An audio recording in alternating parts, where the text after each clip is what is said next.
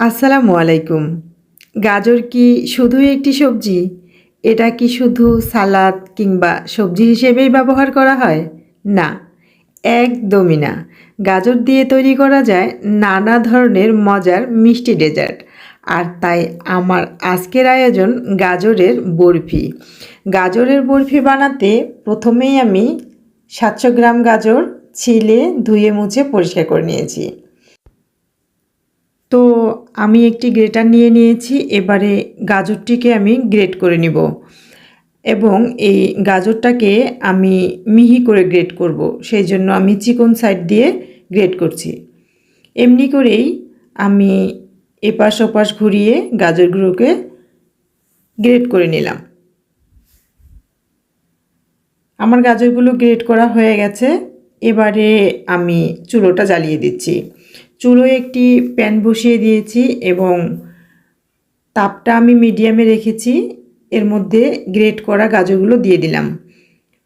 বাটিতে যেটা ছিল সেটাও আমি মুছে দিয়ে দিচ্ছি। আর এর মধ্যে দিয়ে দিচ্ছি 300 গ্রাম পরিমাণে চিনি। সেই সাথে দিয়ে দিলাম 2টো তেজপাতা, 6টি সাদা এলাচ যেগুলোর আমি মুখ ফাটিয়ে দিয়েছি।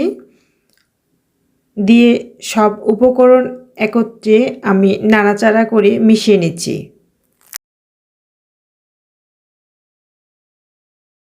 ভালোভাবে মেশানো হয়ে গেলে এই গাজরটা আমি কিছুক্ষণের জন্য ঢেকে দেব।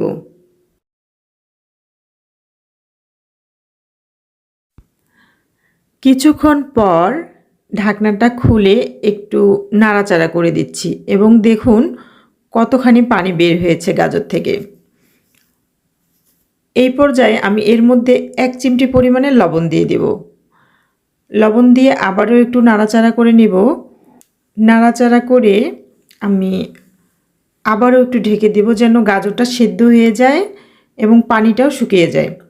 তো কিছুক্ষণ পর খুলে নিলাম এবং পানিটা শুকিয়ে গেছে। এর মধ্যে আমি দিয়ে দিচ্ছি 1/2 কাপ পরিমাণে গুঁড়ো দুধ। এই গুঁড়ো দুধটা এই গাজরের বরফিটার স্বাদটা অনেকটা বাড়িয়ে দিবে।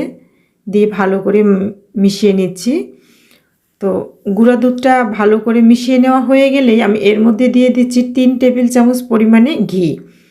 ঘি দিলে এই বরফিটার ফ্লেভারটা অনেক ভালো আসে।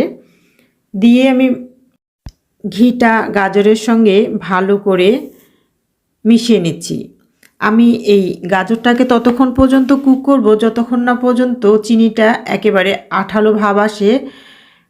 আর এই যে দেখুন গাজরটা কড়াই থেকে ছেড়ে দিচ্ছে, তার মানে আমার বরফিটা প্রায় রেডি। এবার আমি চুলাটা বন্ধ করে দিচ্ছি। এদিকে একটি সমান প্লেটের মধ্যে আমি কিছুটা ঘি মাখিয়ে নিলাম যেন বরফিটা সহজে উঠে আসে।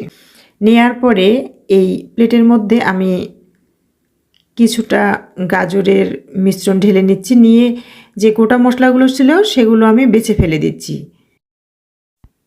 একটি স্প্যাচুলা দিয়ে চেপে চেপে চারকোনার শেপে বরফিটা সেট করে নিচ্ছি। সেট করে নেওয়া হয়ে গেল। এবারে আমি একটি কুকি কাটার নিয়েছি। কুকি কাটারের মধ্যেও আমি একটু ঘি মাখিয়ে নিয়েছি এবং এর মাঝখানে গাজরের বরফি দিয়ে একটা গোল শেপ নিলাম। এই যে এইভাবে হয়ে গেল। আমি আরও একটি ফুল শেপের কাটার নিয়েছি, এটা দিয়েও আমি ফুল বানাবো। এর মধ্যে কিছুটা পেস্তা ও কাজু বাদাম কুচি করে নিয়েছি, এটা আমি ছড়িয়ে দিলাম। ঠান্ডা হওয়ার পর পিৎজা কাটার কিংবা যে কোনো চাকু দিয়ে আপনি আপনার ইচ্ছা মতো শেপ করে কেটে নিতে পারেন। আমি বেশিক্ষণ রাখলাম না, তবে এটা ঠান্ডা হওয়ার পর কাটলে আরও শক্ত হয়ে যায়। এখনও একটু নরম রয়েছে, যেহেতু আমি খুব সময় স্বল্পতার জন্য তাড়াতাড়ি কাটছি। দেখুন খুব সহজেই তৈরি হয়ে গেল মজাদার গাজরের বরফি বা হালুয়া। চালের আটার ফুলকো রুটি তৈরির রেসিপি আমার চ্যানেলে রয়েছে, সেই সাথে রয়েছে সারা দিন জুড়ে নরম রাখার টিপস, চাইলে দেখে নিতে পারেন। এছাড়াও রয়েছে বিভিন্ন ডিস্ট্রিক্টের ঐতিহ্যবাহী রেসিপি সহ নানা ধরনের মজার মজার রেসিপি। তো আর দেরি না করে সহজ রেসিপিতে চটজলদি তৈরি করে উপভোগ করুন গাজরের এই বরফি রেসিপি। আমার আরও নতুন নতুন রেসিপি সবার আগে পেতে আমার চ্যানেলটিকে সাবস্ক্রাইব করুন। ভালো লাগলে লাইক করুন, কমেন্ট করুন, আপনজনদের মাঝে শেয়ার করুন। কথা হবে আরও নতুন কোনো রেসিপিতে। ততক্ষণে ভালো থাকুন, সুস্থ থাকুন। আল্লাহ হাফেজ।